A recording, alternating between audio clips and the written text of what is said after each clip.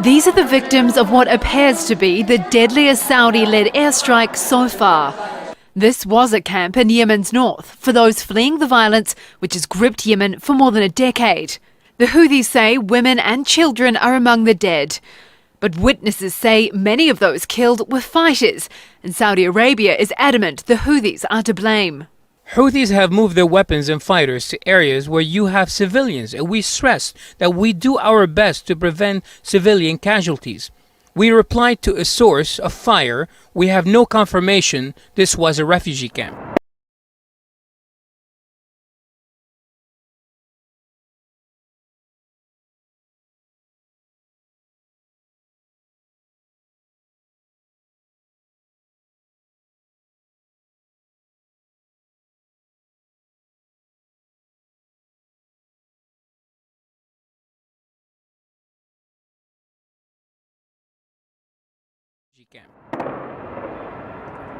Saudi-led airstrikes have hit at least 9 of Yemen's provinces, including the Houthi-held capital, Sana'a.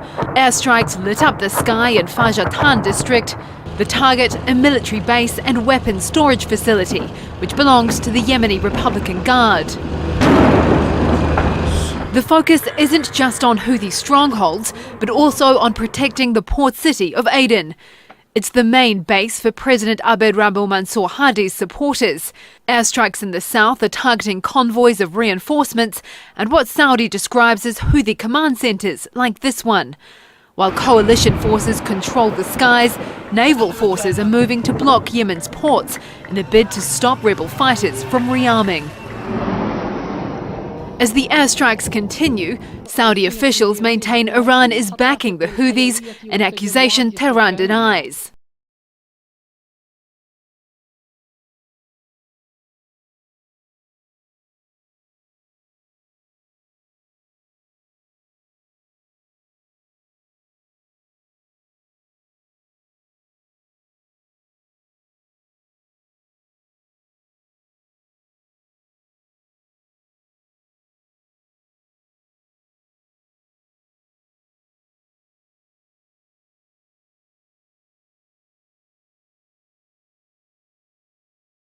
For now on the programme, to Yemen, where Houthi rebels and forces loyal to the ousted president have renewed their battle.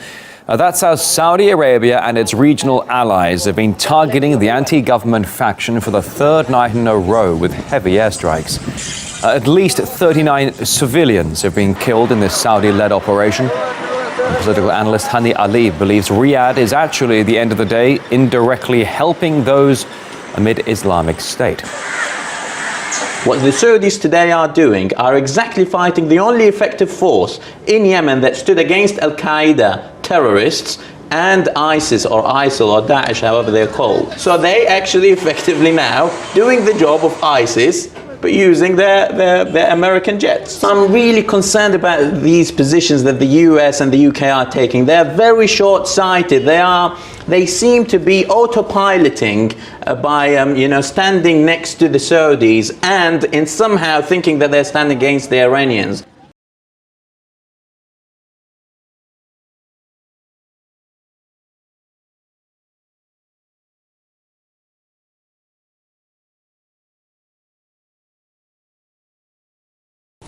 The last thing that the Middle East needs is another war, another foreign invasion of another Arab country.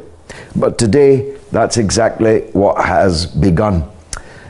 Saudi Arabia began a fierce bombardment from the air, of course, with their latest in American warplanes on the people in Yemen. The airport in Sana'a was mercilessly bombed. Dozens of civilians, most of them children as it happens, have been killed. More airstrikes are reported by the hour. Of course, Saudi Arabia had to admit that it had consulted the United States before invading its neighbor, Yemen, before beginning something that may last a very long time and be very momentous in its consequences. The United States, of course, could not deny that which Saudi Arabia had just announced. So they went further. They said that they had formed a joint command cell with the regime of Saudi Arabia, unelected, undemocratic, barbaric, and all of that.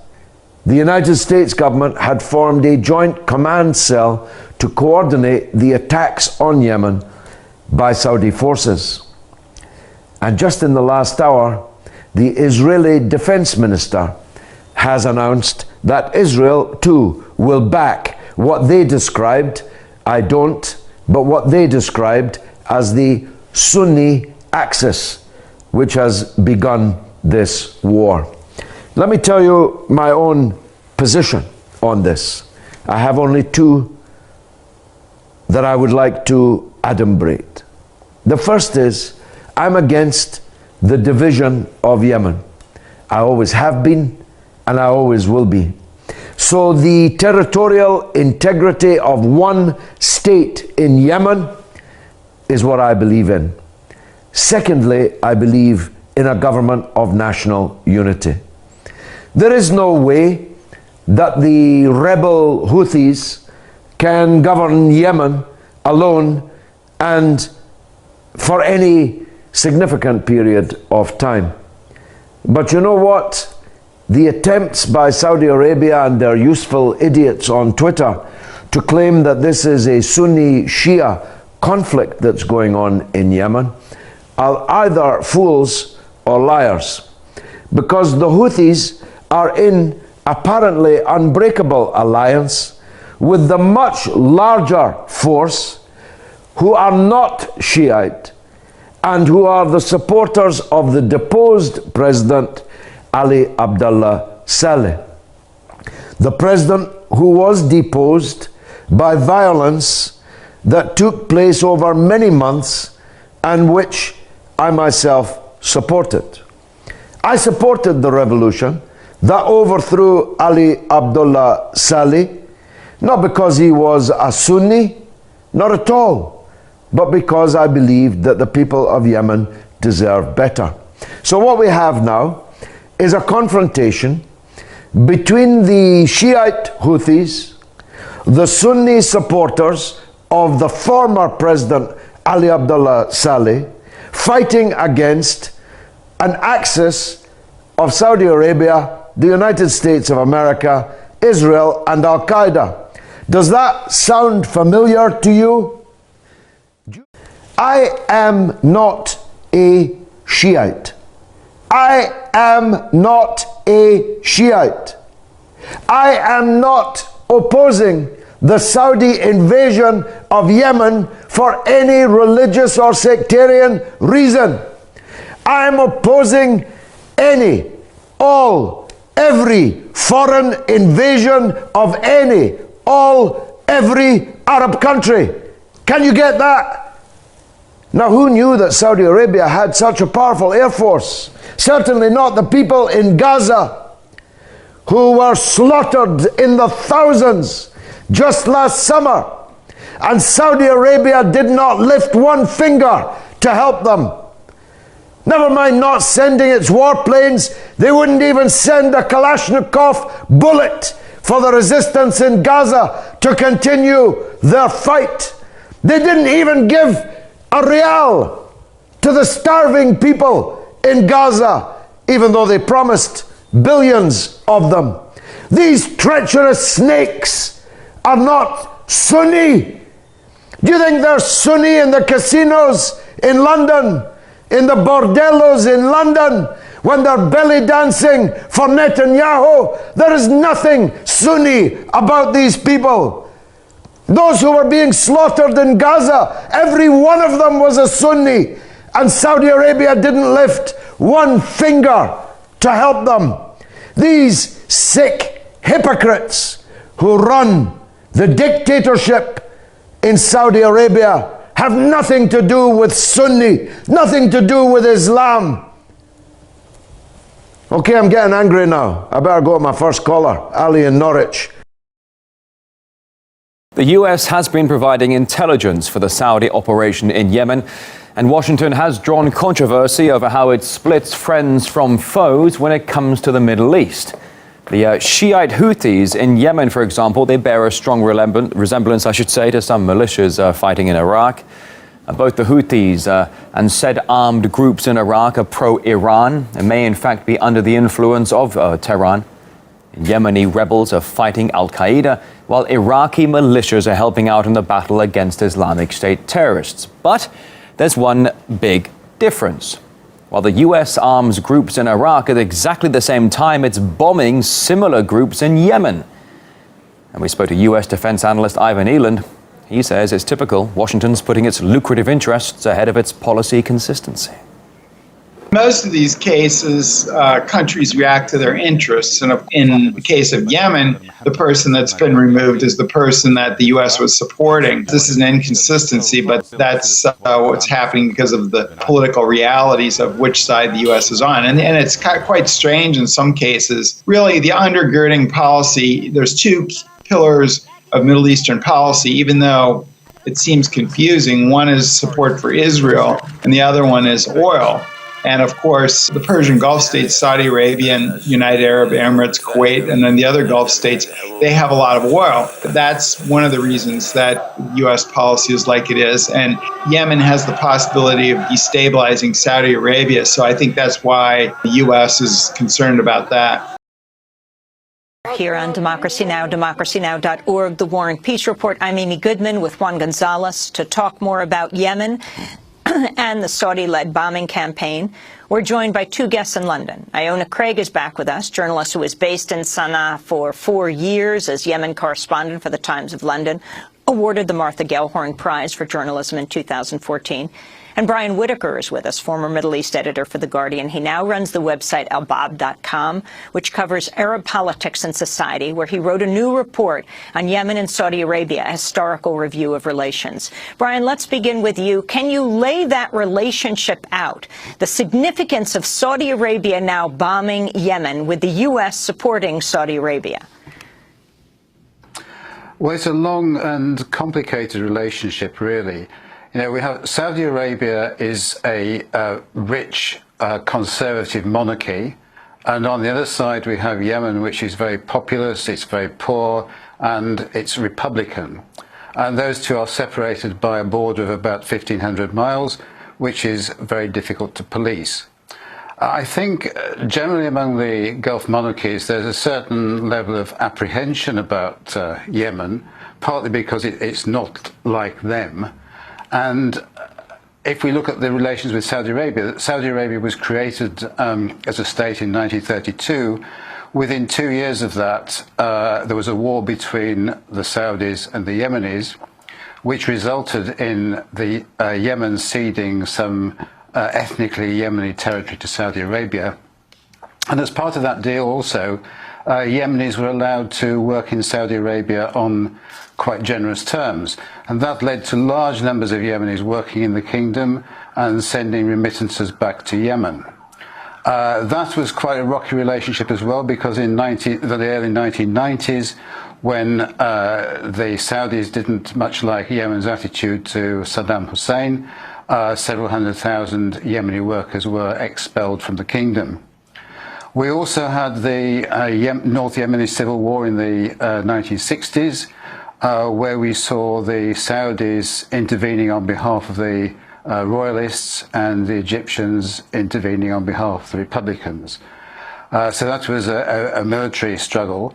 And then in the mid-1990s, when North and South Yemen had become unified, but then a war broke out between the North and the South, the Saudis were supporting the southern separatists.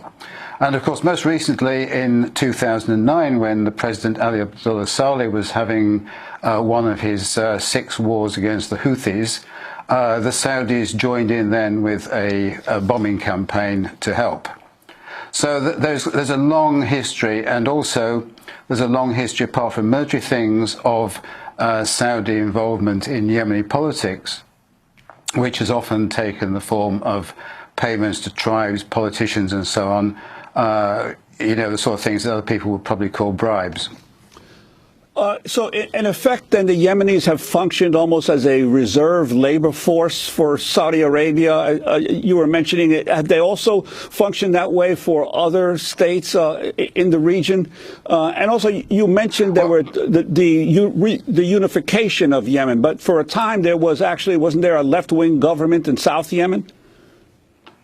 Indeed, the only Arab Marxist government was in the south, and that disappeared in 1990 when North and South became unified. Then the Southerners had second thoughts about it, and a war broke out in 2004, which lasted a few weeks. And so basically the Saudis were at that stage supporting as they were then, the ex-Marxists who ruled the South. So it's a curious relationship, because at some time or other, the Saudis have supported most of the different factions within Yemen. Iona Craig, what do you feel is most important to understand right now? And can you talk about the Sharm el-Sheikh meeting that took place yesterday, a kind of Sunni meeting? Well, I think at the moment in Yemen, you have to realize that the situation has got to where it is now, largely because of domestic politics as well. People try and frame this as an Iran versus Saudi kind of battle, which it has now become, but it's very much because of domestic politics. And the reason the Houthis have been able to get to where they are today is very much because of the support of Yemen's former president, Ali Abdullah Saleh. He has been plotting this for some time, certainly, at least since 2012, 2013. And although they're old enemies, they are now, supporting each other in this battle. So this came about really because Saleh was granted immunity by the GCC in the deal that he signed at the end of 2011. And these are the very same people that are now bombing him today. So there's quite a deep irony in the situation that's going on right now. And although Saleh hasn't been doing that overtly, it was clear and very evident to me when I was on the ground in September when the Houthis took Sana'a, that those men that were in plain clothes with Houthi stickers on their Kalashnikovs were in fact the Republican Guard. They were saying it openly, and people recognized them as former Republican Guard soldiers who were under the command of Ahmed Ali Abdullah Saleh's son.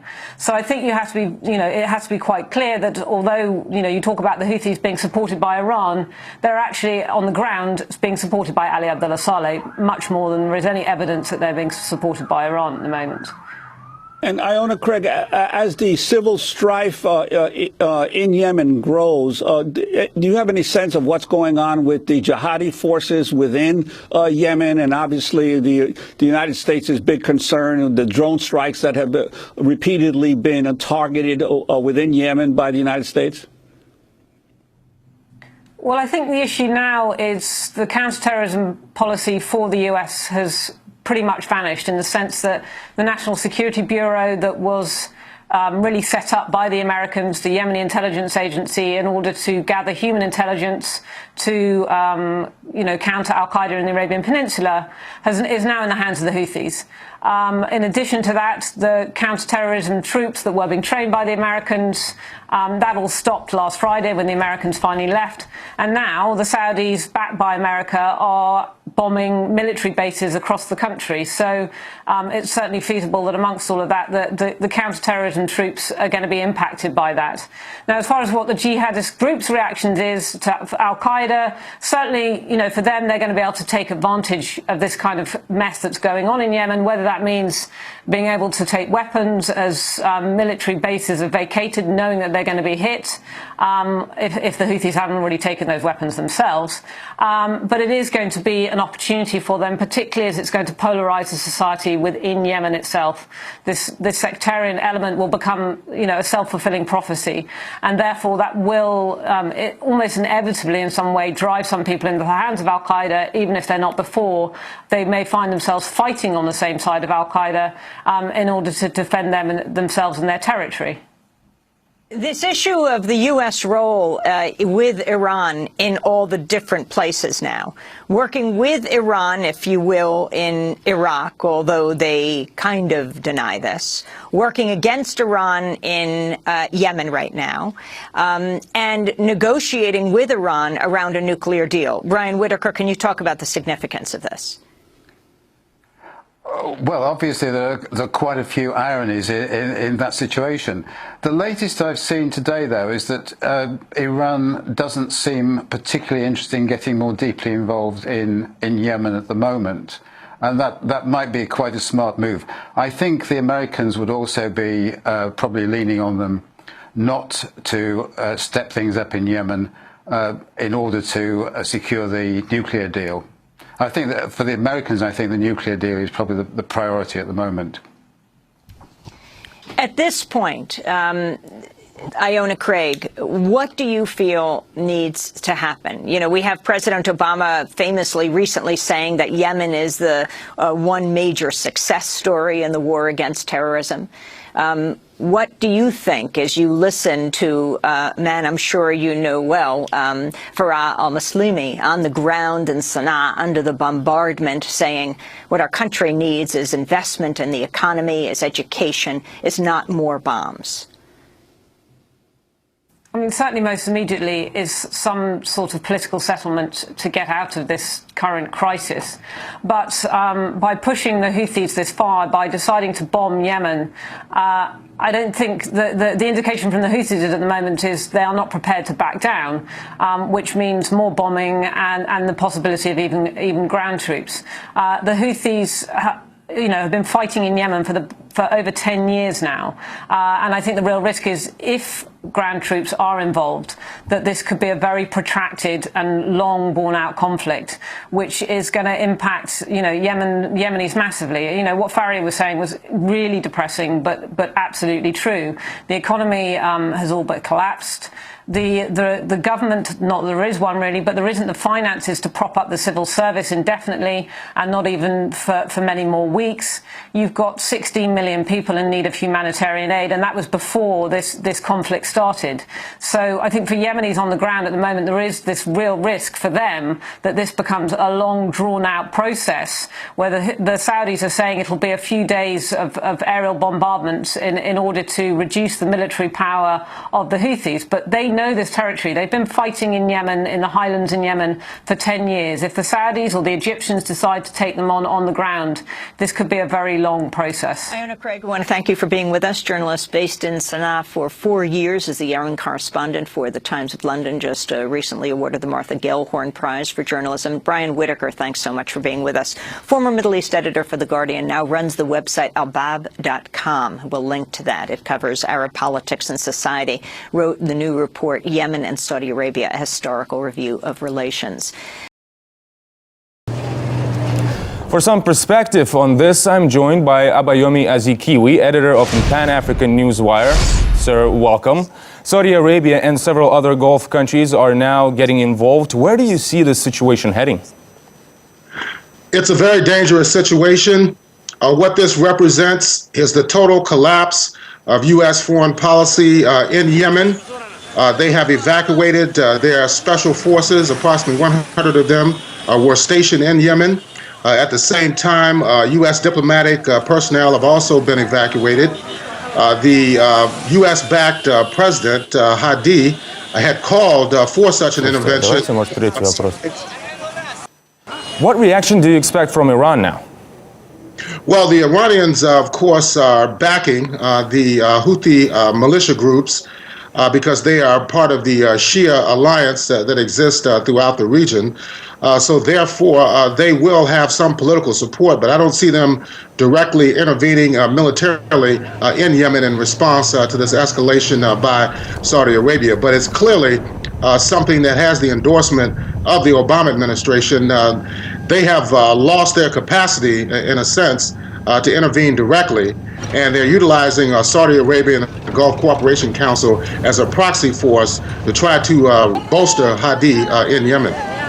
Sir, you were just talking about the U.S. Just 6 months ago, President Obama was calling Yemen a success story. Let's take a listen to what he said. This strategy of taking out terrorists who threaten us while supporting partners on the front lines is one that we have successfully pursued in Yemen and Somalia for years. Do you think Washington has now been taken by surprise by the latest developments?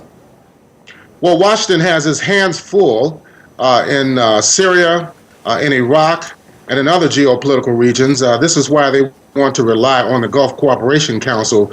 But it was clearly a miscalculation on the part of the Obama administration that they underestimated the power of the Houthi groups inside the country, which took control in September of the capital of Sana'a. Just recently, they took control of the city of Taiz. They've been moving southward over the last several days towards Aden.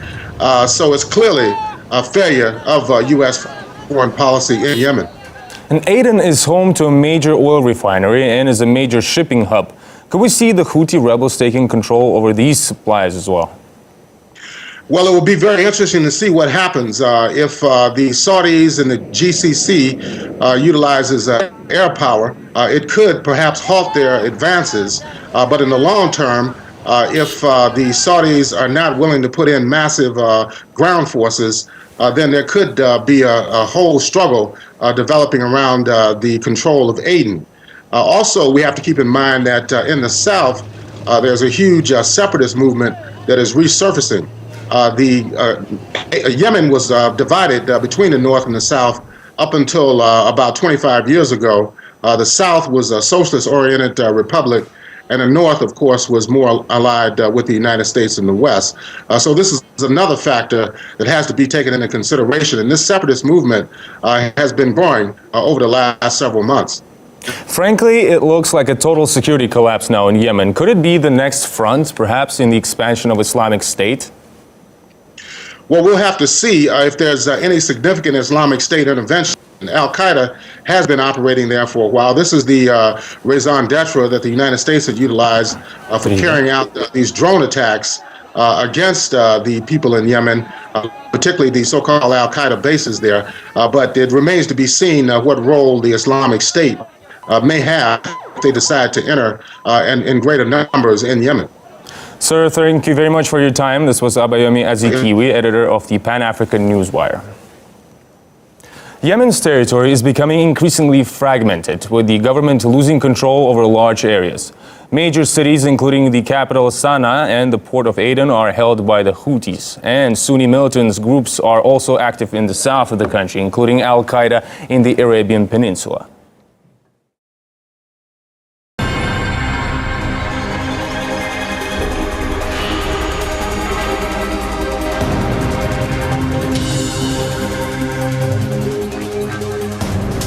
The bombs fell with no warning in the early hours of Thursday as Yemenis slept in their beds. The Saudi-led invasion of Yemen is continuing under the pretext of protecting the government of fugitive former President Abdurrabbu Mansour Hadi. Some are calling this a proxy war, while others say it's more about the strategic interests of the Persian Gulf Arab states. So is Saudi Arabia turning Yemen into another Libya? And how will the Ansar Allah movement respond? Let's try and find out in this edition of The Debate. Well, let me start off by introducing our guest. Joining us from Washington is the director of IGA, Ali Al-Ahmad, and joining us from New York is Richard William Murphy.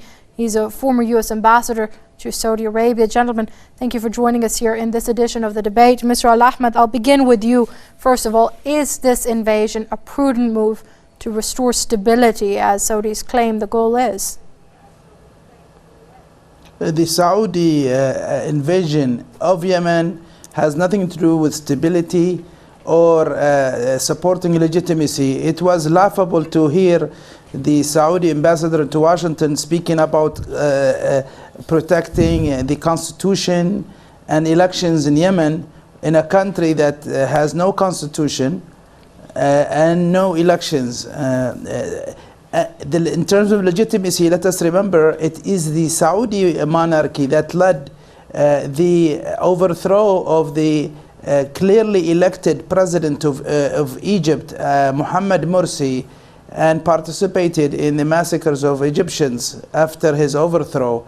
The Abdurrabbu Mansour Hadi is not the legitimate president of Yemen because he was not elected fairly and squarely. He was elected through a sham election that was arranged by the GCC countries with the United States to stop really the movement of the Yemeni people to become their own rulers, to become independent from the Saudi hegemonic policy. And this is really the real goal here, is to destroy the Yemeni drive for independence from Saudi hegemony. Well, Mr. Murphy, I'll put the same question to you then. Was this a prudent course of action for a country that is already so impoverished and so unstable?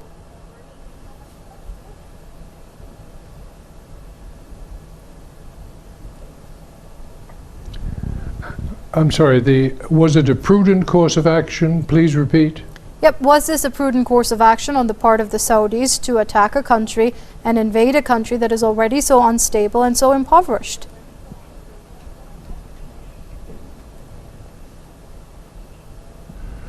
Well, it's always a very serious issue when governments take up arms against other governments. As the Saudi ambassador said yesterday, Yemen and the conditions in Yemen are a vital security interest, national security interest of Saudi Arabia. It has intervened in the past, as it did in 2009, when it went in support of then President Ali Abdullah Saleh against the Houthi. And today, as the Americans have said, it's an extremely volatile situation, and Washington would like to see a return to a functioning government through negotiations as quickly as possible.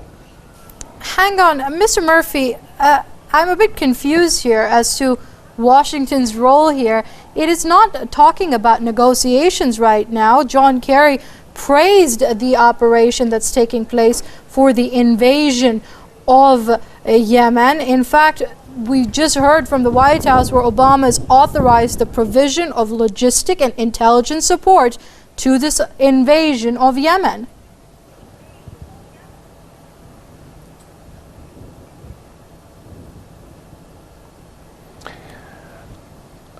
Well, Washington has said it is not participating militarily, but it is ready and supporting the outside powers, those some 10 countries, logistically and through intelligence. So it is certainly participating, and but its goal is to get back to negotiations. A military solution is not going to be a lasting solution. All right, Mr. Al-Ahmed, I'd like to get your opinion on this. Is bombing Yemen and invading it basically a path towards diplomacy and negotiations? I don't think so. This really what happened in the past 2 days with the Obama administration rushing to bless an invasion of one country, of another country, that there was no provocation whatsoever. The Yemen has not invaded or shot a single bullet at the Saudis. It's the Saudi xenophobic obsession with dominating its neighbors that was behind their invasion and bombing of Yemen. You really have to look at the Obama administration and see their inexperience while they are condemning Russia for doing less to its neighbor in Ukraine to support some people, some Russian communities in Ukraine, condemning Russia for that and putting a blockade on Russia for that. At the same time, providing a support of a government that is an absolute monarchy to attack people, to attack another country for no apparent reason. There is no military conflict before this invasion. So it really shows you the lack of sophistication on the Obama administration side, and or maybe the fact that they have been the Saudis have been able to buy that position, given the fact that the Obama administration and many American policymakers view the Yemeni people and many Arab people as expendable. And I think the United States at the end will lose its strategic interests in the region because of this really uneducated decision to bomb people who have no conflict with the United States. Well, Mr. Murphy, what do you say to this whole fact that this invasion that is being led by Saudi Arabia is illegal? It's coming without a UN mandate, but the fact that the US is supporting it so wholeheartedly is basically Saudi Arabia's way of granting its invasion some form of international legitimacy.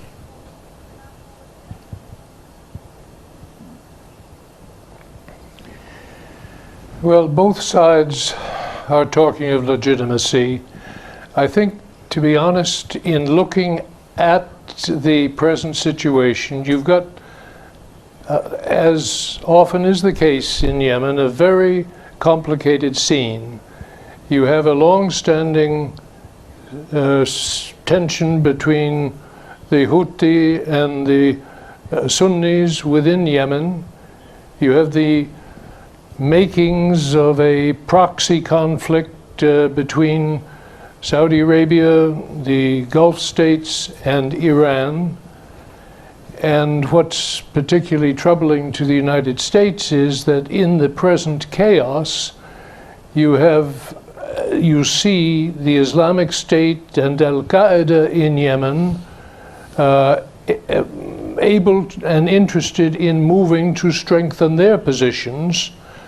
And that's something of grave concern to Washington. And they had a very good working relationship with the Hadi government in terms of confronting the Qaeda in Yemen and the Islamic State. And that is a real worry today for the Americans. Just for clarification, Mr. Murphy, very quickly if you can, by this good working relationship with Hadi and America against Al-Qaeda, are you referring to the drone strikes which many claim have resulted in civilian casualties? Just a quick yes or no.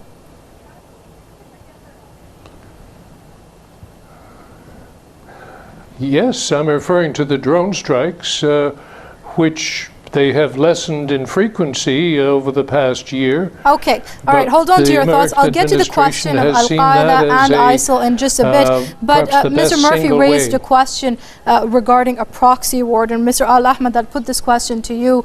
Is this really part of a proxy war between, as many have said, Iran and Saudi Arabia, or a small battle in the larger context of a Sunni-Shia division that we're seeing? I don't think you can really just simplify it as this. Let us remember that the Saudis attacked at the time, which were Houthi rebels in 2009, while there was no contact between the Iranian side and the Houthis. And at the time, the Ali Abdullah Saleh's army had fought that war with them at the same time the Saudis were bombing them.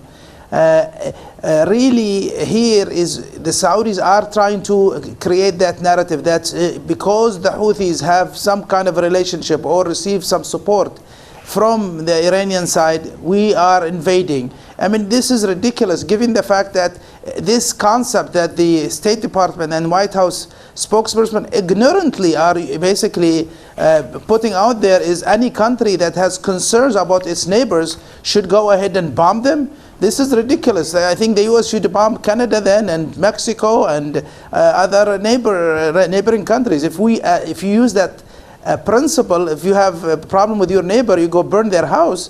This is like, we haven't heard this from a civilized government, but the United States has said this in the past 2 days. Let us remember that the Saudi action, if the U.S. priority in Yemen was to fight Al-Qaeda, I don't think they're doing a good job, given the fact that the Saudi Air Force right now and the GCC Air Force is really working as the Air Force for ISIS and Al-Qaeda in Yemen. The popular revolution in Yemen that includes the Ansarullah movement and other elements in the Yemeni society are the best answer and the best solution for Al-Qaeda and ISIS terrorism in Yemen. And here we go again with the United States screwing up things because they are really adopting the Saudi Gulf narratives, who are pumping money into Washington to buy these decisions against United States interests and its security. All right, gentlemen, hold on to your thoughts. We're going to cross over to our social media pages and see what our viewers have to say about this. Where was Saudi Air Force when Israel attacked Gaza day and night for 51 days? Why Saudi, Egypt, Qatar and Kuwait and Pakistan didn't form a coalition when Israel massacred Palestinians? But when Houthis ask for their due share in government, they're bombed. Why are they attacking Muslims? Where was Saudi Arabia when Gaza got attacked? Where were they when Lebanon was attacked by Israel in 2006? They're protecting Al-Qaeda. They want Yemen to remain Al-Qaeda's playground. They have no right to attack Yemen. It's their internal issue.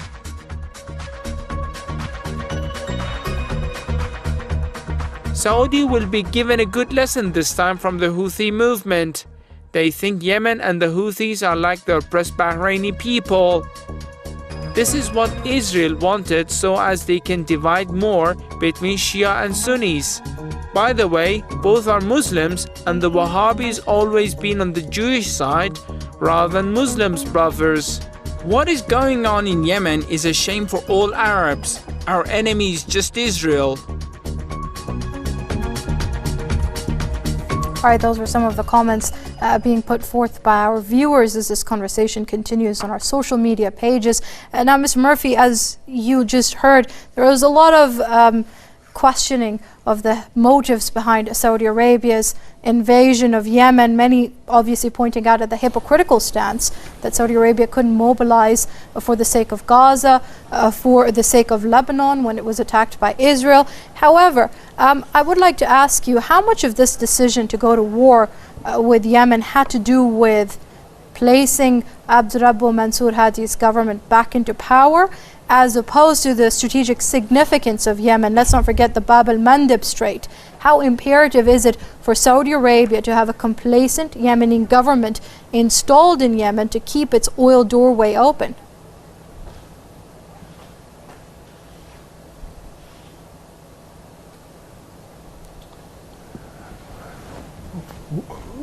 Well, if you're asking why is Saudi Arabia interested in Yemen, concerned about Yemen, I think the Saudis have made it plain over the years. They, for instance, when I was serving in Saudi Arabia in the 1980s, the so-called Yemen file was very much in the hands of the Saudi Minister of Defense, who was then Prince Sultan bin Abdulaziz. It's always been a security concern of Saudi Arabia's as a southern neighbor with a very open, porous border with Saudi Arabia.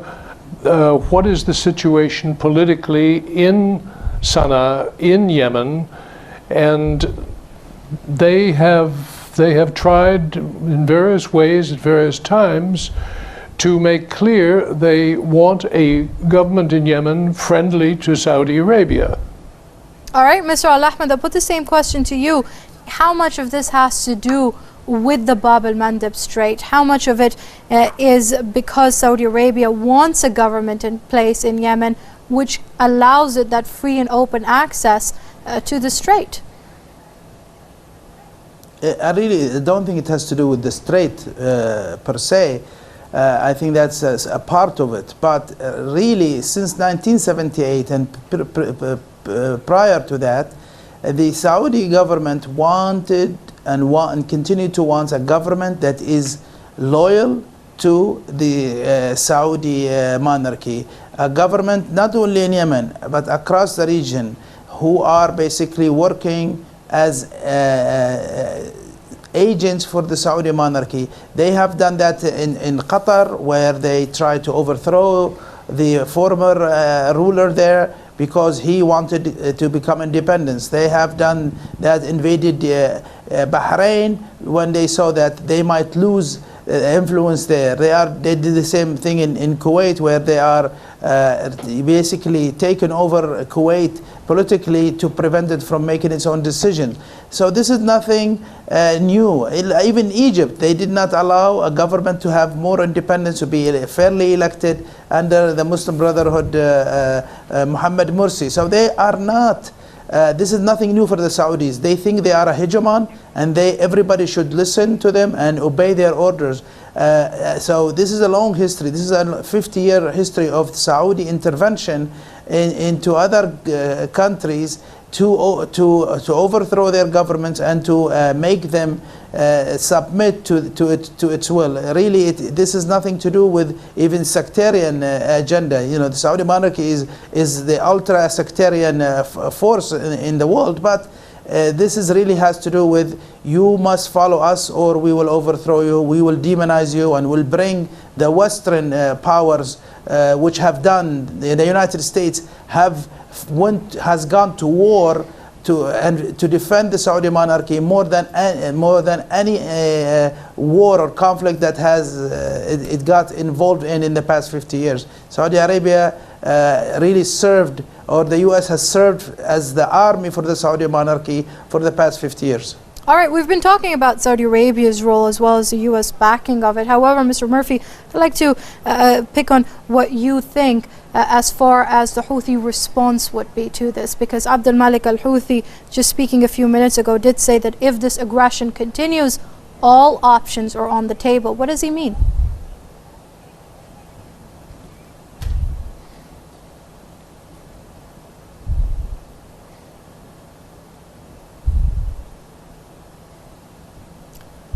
Mr. Murphy, are you with us? Sorry, were you asking me a question? Yes. When Abdul Malik al-Houthi says all options are on the table, what does he mean? Yes, but